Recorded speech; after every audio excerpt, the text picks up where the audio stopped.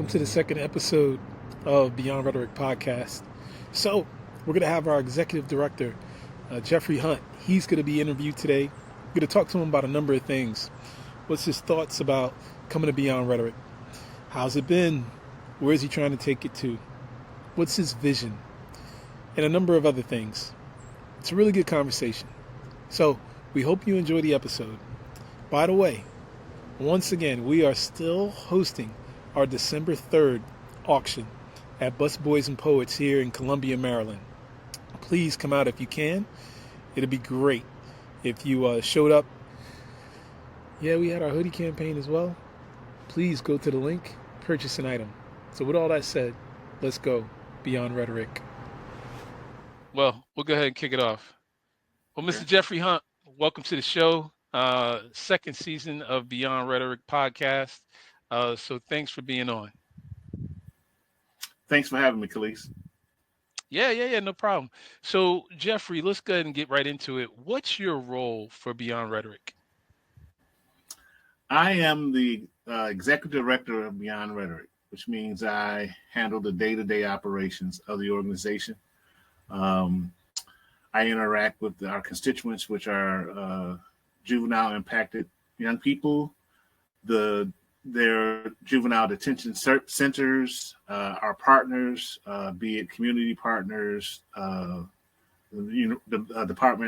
Maryland Department of Justice, Juvenile Justice, and other partners, including community members, and our volunteers, our donors, and supporters. So basically, I'm the face of the organization. The organization is a volunteer organization, and I'm charged with taking it to the next level to continue the growth of the programming and to really benefit the lives of juvenile impacted young people.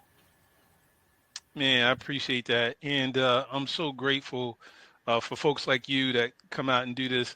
I've been involved with this for a number of years, and we don't have people banging and knocking down the door. I wish that would be the case, but I appreciate your efforts to give back to the community and your time as well, because I know this isn't just like a fly-by-night type of thing. There's a lot of effort and skin in the game to be a part of it. So appreciate that. My follow-up question I wanted to ask is, what drew you to Beyond Rhetoric? Well, to be honest with you, the first thing that drew me to it was the name. Oftentimes, in my conversations with people, it's been going since I was probably 17, 18 years old, maybe even before that, really. But we would have these deep conversations, and then we'll get to the point, well, what's next? So always been thinking about what's beyond the rhetoric. What's the action steps to going forward? So that was the first thing that attracted it to me, helping young people. And the thing that I found out was that a lot of our young people who are incarcerated can't read or write. And I found that to be sad in many ways and unfortunate. So, been a career professional, first time ever involved in the system at all. And we can talk about, the drags on the judicial system among our people of our ilk and color. One of the things that I wanted to do was to be a positive force and impact in their lives. So one of the things I was doing was helping people obtain their GEDs by helping them with their math work, English work, social studies. A lot of these kids didn't have, couldn't read or read at a very low grade level. And so that impacted me. And I said, I wanted to be about the business of change. One thing that I was growing up with two parents being social workers, my father being a politician, my mother being a social worker. They always used to say that to whom much is given, much is expected. So I've always been involved in some type of community service all of my life. But this has more meaning for me because I actually had a chance to be on the front lines and understand that without the community helping our young people, it's hard to navigate through the system, either be it the violence that's impacting them on the streets, the bullying that may be happening to them in and out of school, their social circumstances within their homes. So one of the things that we're doing here Beyond Rhetoric is that we're stepping in the fold once that person has been introduced to the system. And we're dealing with detainees who are either waiting to be sentenced or waiting to be incarcerated. And so it's sad. In many cases, it's sad.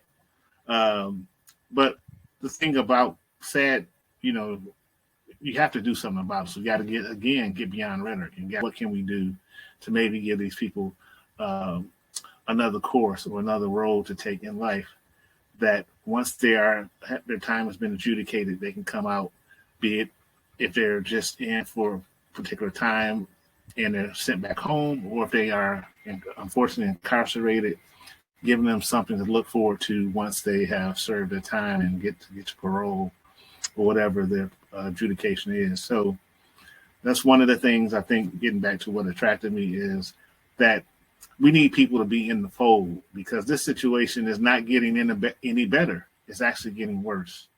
Yeah, I've seen part of a show on Netflix. It's called The 13th Amendment, where it talks about the prison industrial complex. And it's definitely going to be a topic on one of our episodes that we have going forward. Love to pick your brain on that and talk even more on a deeper level on what you're seeing and how we can make an effect here in the Maryland area. But with that said, you've only been in this role as executive director for a short time. Can you tell me how it's been? And want to ask if you actually have come up with a vision or anything like that so far, and if you could share some of that. Well, that's an excellent question. Yeah. When I first started, it's only been 3 months. I think this is my third month as executive director. And I like to talk, I like using analogies. So the analogy I like to use is, imagine yourself going into a 50-story building and you're entering on the first floor. And you got 49 other floors that you haven't explored, but the office space, bathrooms, heating and cooling systems, all these things going on in that building. So when you first get in there, it looks daunting. So when I first started, and now coming back to the Maryland, the DMV area from New York, from Louisiana. I was a president of a chamber down in Louisiana prior to this. I had to learn the system. I had to learn and what it was that Beyond Rhetoric was doing, who were the players, what was the infrastructure in terms of the organization that we were serving, who we were serving, why they're there.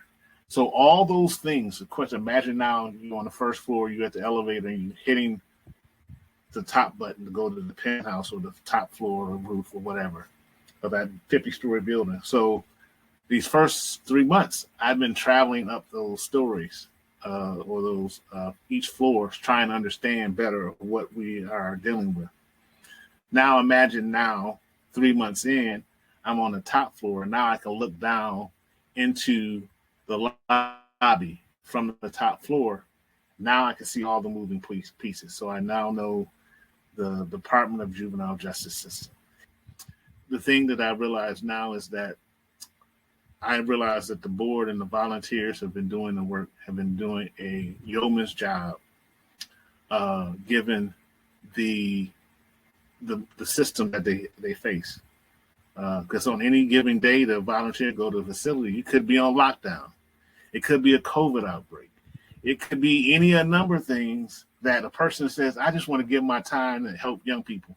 And you got all these other things impacting it. So you may not be able to teach chess that day, or basketball, or yoga, or pickleball, some of the programs that we provide.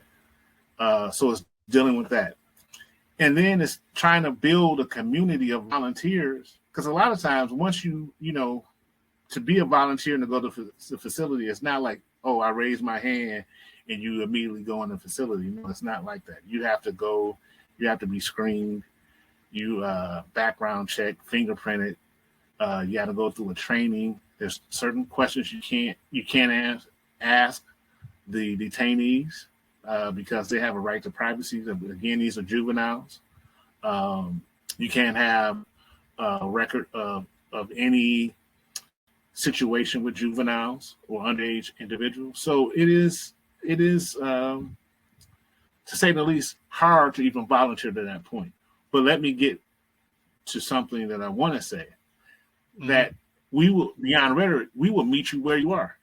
We don't necessarily have to have 20,000. We would love it, 20,000 people going into the facilities.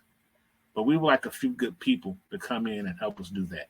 And so if you're willing to give that amount of time, we'll work with you and make your process of you getting acclimated to the system, screened and all that as easy as possible. But we also need people to spread the word. We need people to maybe man our booth at the Clarksville Commons Farmers Market on Saturdays from 10 to 2. And how often do you do that? We do that twice a month. Okay. And if we get more volunteers, we may be able to expand that and expand it to farmers markets in Baltimore, maybe some farmers market in other parts of Maryland. So we need the bench of volunteers. And so if you want to be active and want to get engaged, please visit us at Beyond Rhetoric, spelled just like it sounds, .org. And there's a sign, you'll see a sign that says, sign up, volunteer. Fill that information out and we'll be in contact with you and we would love to have you. Now also, you don't just have to volunteer. If you have kids, and I get it, everybody's time impoverished. There's only 24 hours in a day. And so you got to take kids to soccer practice or basketball practice, and you don't have the time to volunteer, you can donate. Also go to beyondrhetoric.org and you can give money to support our program. You know, sometimes because the kids are in and out of the detention center, sometimes they take the chess sets that we give them. And so sometimes they're willing to teach chess and we don't have a chessboard.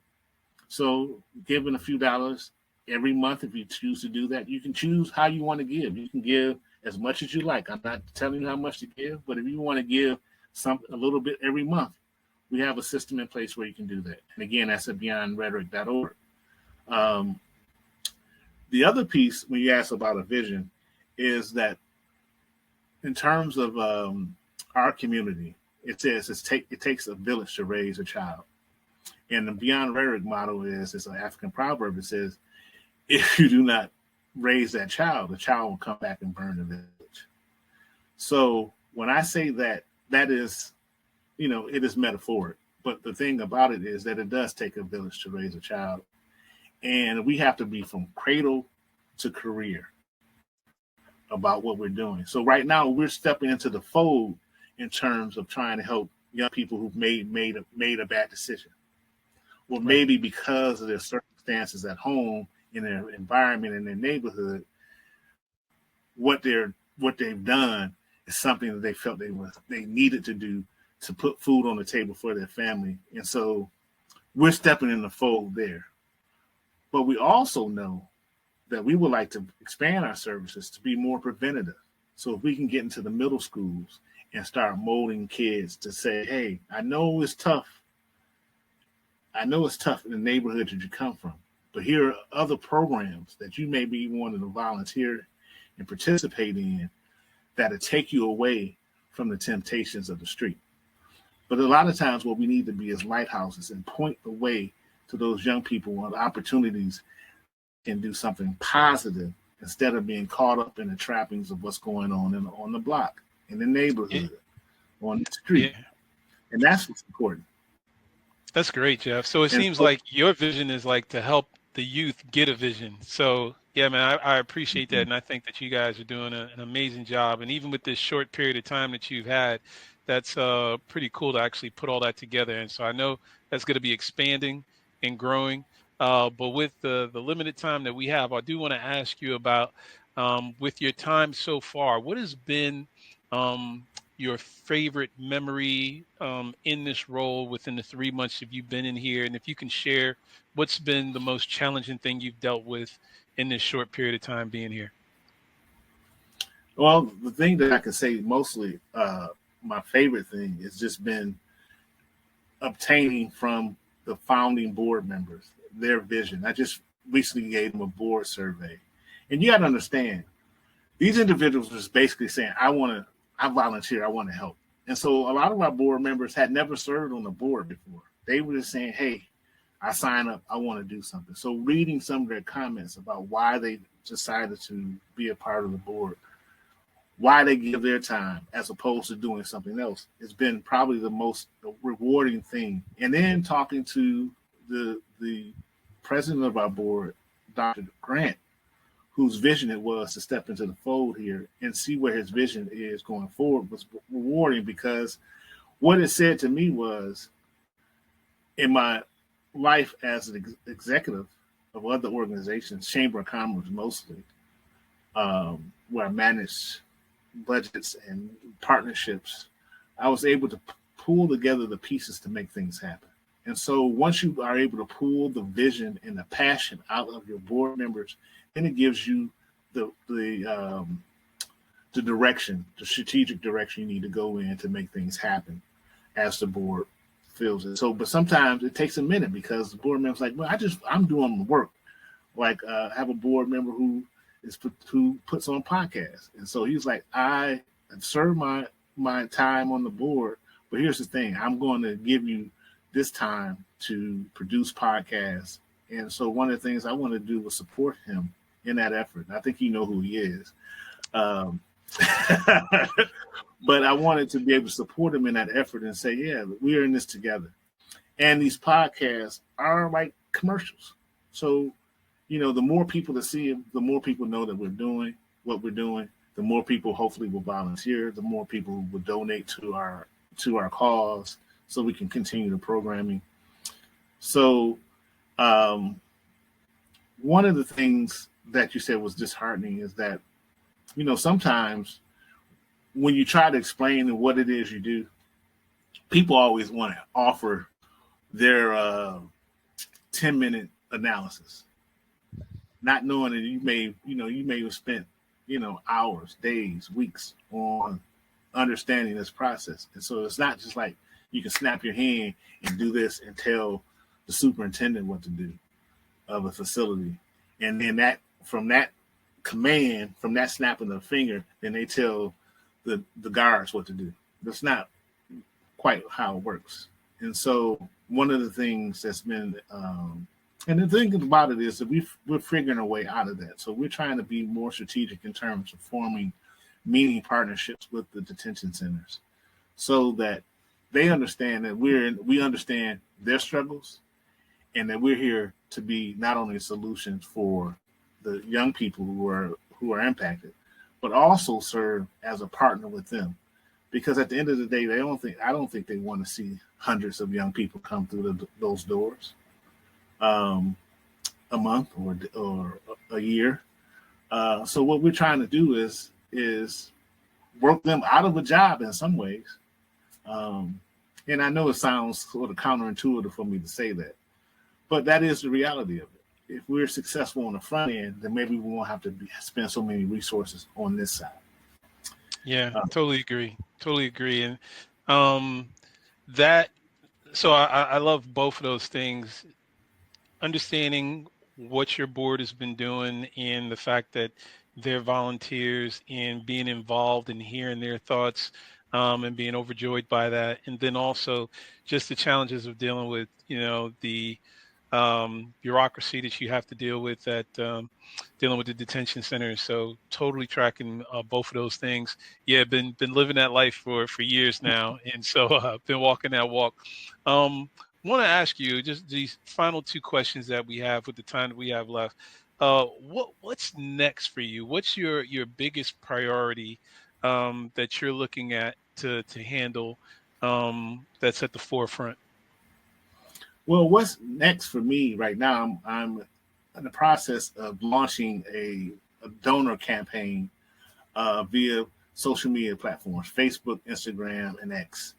It's been daunting for me because I've only been a Facebooker. You know, I don't TikTok and all that stuff. So it's been daunting. But we're doing this in conjunction with Youth Justice Action Month to try to raise funds to continue the programming. Because one of the things now, we do chess, we do pickleball, basketball.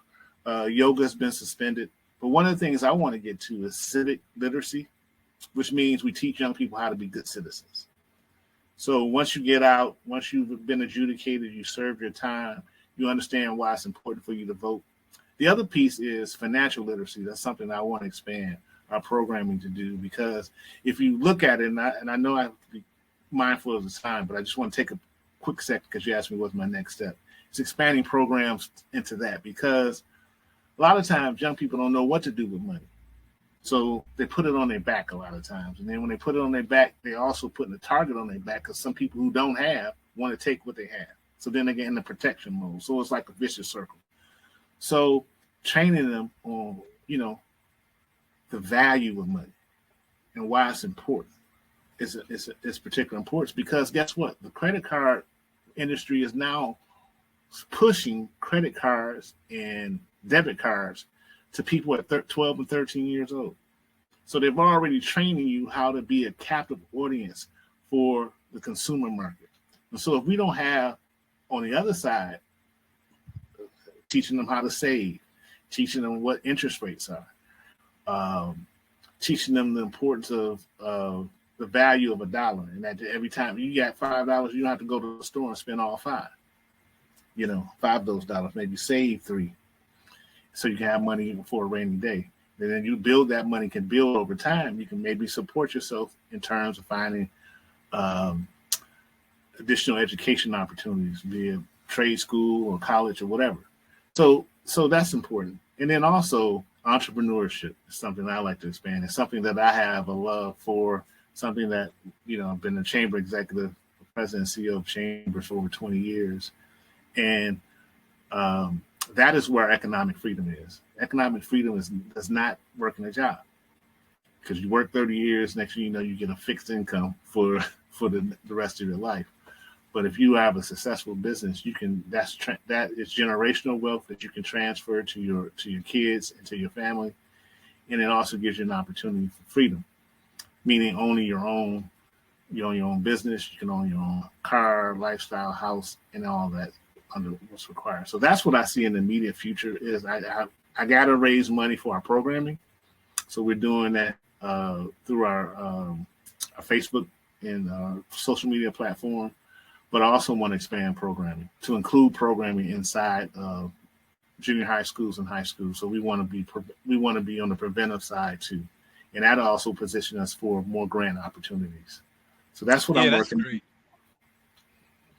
Yeah, that's great. That's fantastic. And the thing about it too, with the whole social media piece is, we are now going to start generating content doing this to actually put those out on those different platforms to start getting more eyeballs, more people sent to the website, sharing more stories so other folks get involved. So very smart move to publicize what we're doing, getting that out there to actually pull the community in to then get involved with what's going on around the state of Maryland with these youth. So thank you so much for that.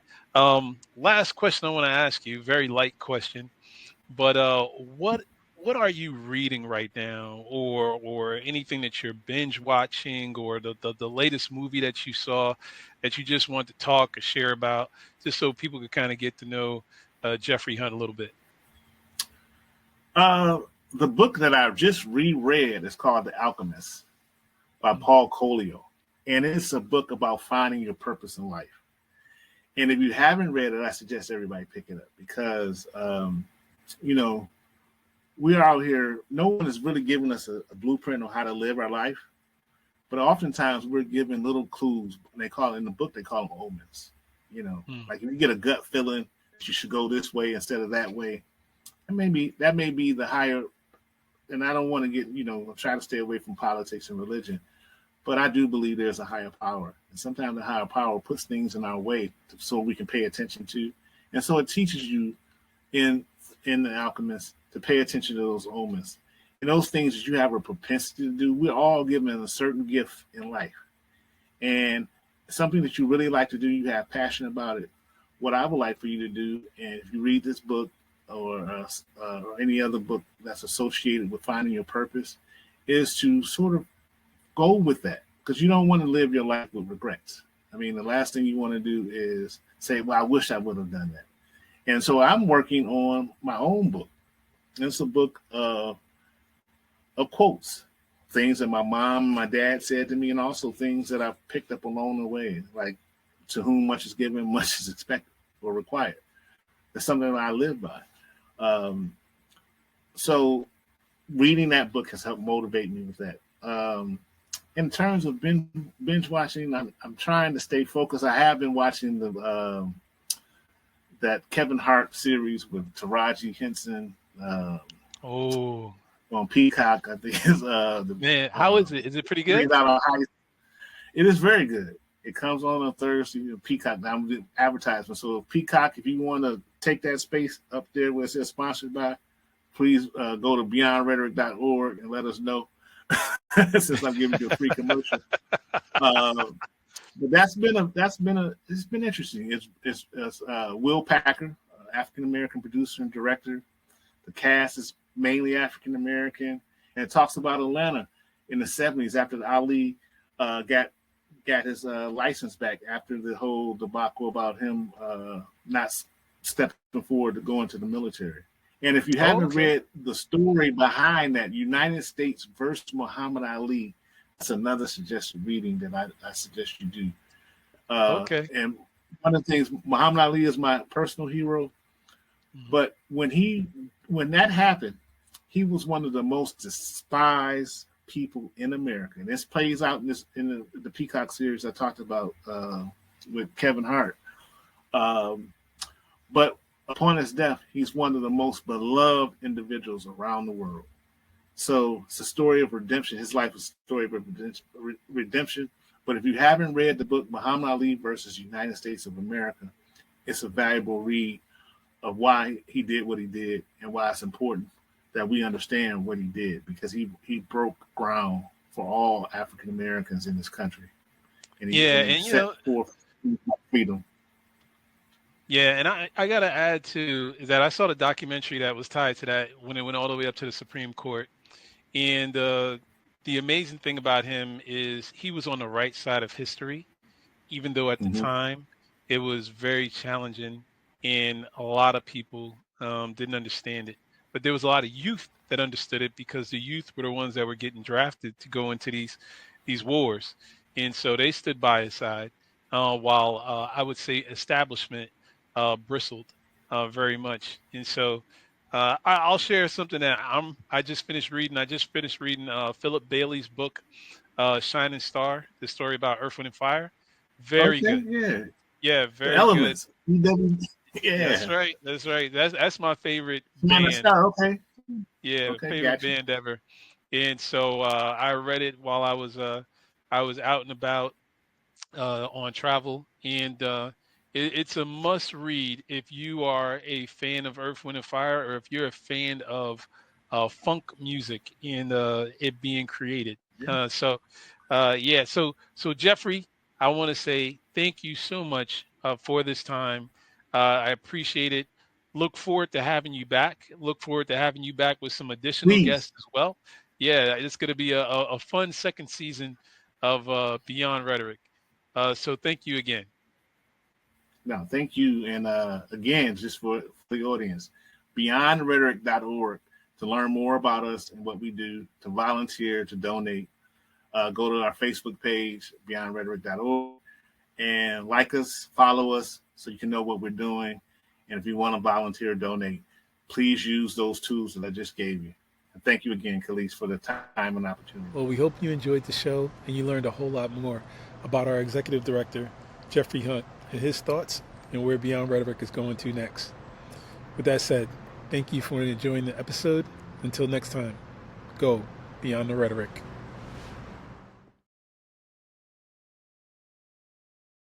Hosting our company's information. I could go with that one. So it would be great if you were to go out. Can't get the word, get the hoodie. So it would be great if you would come out and be able to acquire a hoodie. No, not acquire. Public. Well, we're grateful for you whichever way you go. No, not gonna do that. So we're having our hoodie campaign as well. I got stuff. All right, so we're having our hoodie campaign as well. Please go to the link, and it'd be great if you purchase an item. Keeps binging.